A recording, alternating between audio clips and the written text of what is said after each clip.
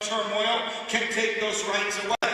Hamilton lost, and the natural law won, and the Constitution was written with the first 10 amendments to assure us that our rights could not be taken away. And so, your right to think as you wish, to say what you think, to publish what you say, your right to worship or not to worship, your right to seek a redress of grievances from the government, which means to show up at the government's door and demand that they answer why are they taking our freedom and taking our property. These are all natural rights, and they are guaranteed by the First Amendment, the first paragraph of the Bill of Rights to the Constitution.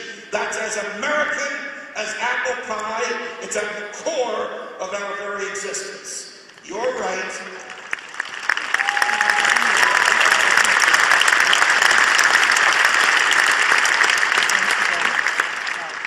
right to defend yourself, even against the government, if it is taken over by tyrants, is a natural right that belongs to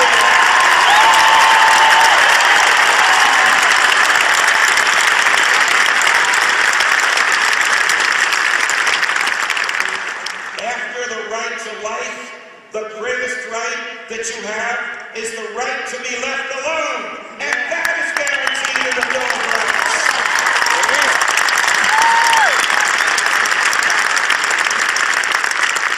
8 years after the Constitution was enacted and after George Washington had served his second term as president and declined to run for a third, and during the presidency of John Adams, one of the big government guys who had a lot of personal virtues but was more interested in power than in liberty, the government enacted the Alien and Sedition Acts. Let's see. The same generation, the very same human beings that wrote, "Congress shall make no law abridging the freedom of speech." Listen to it again.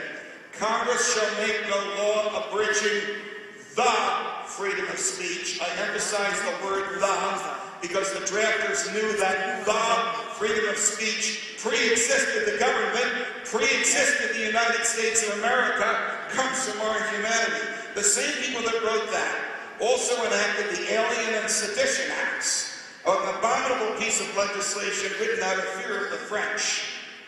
Oh, how the times have changed. In which they made it easier for the government to deport people, made your stay here longer before you could become a citizen, and made it a crime to criticize the president, the cabinet, the Supreme Court, the Congress, or the government as a whole. Know who's missing from that? The vice president. It was Jefferson.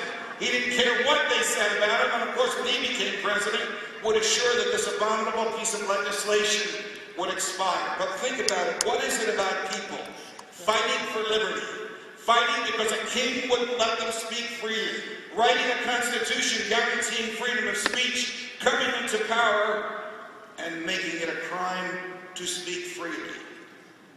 Congressman Matthew Lyons of Vermont commented that the President of the United States was more interested in pomp and circumstance and flourish and power than he was in freedom. He was arrested and prosecuted for violating the Alien and Sedition Acts. Now, the President, John Adams, had a little bit of a problem with his waistline.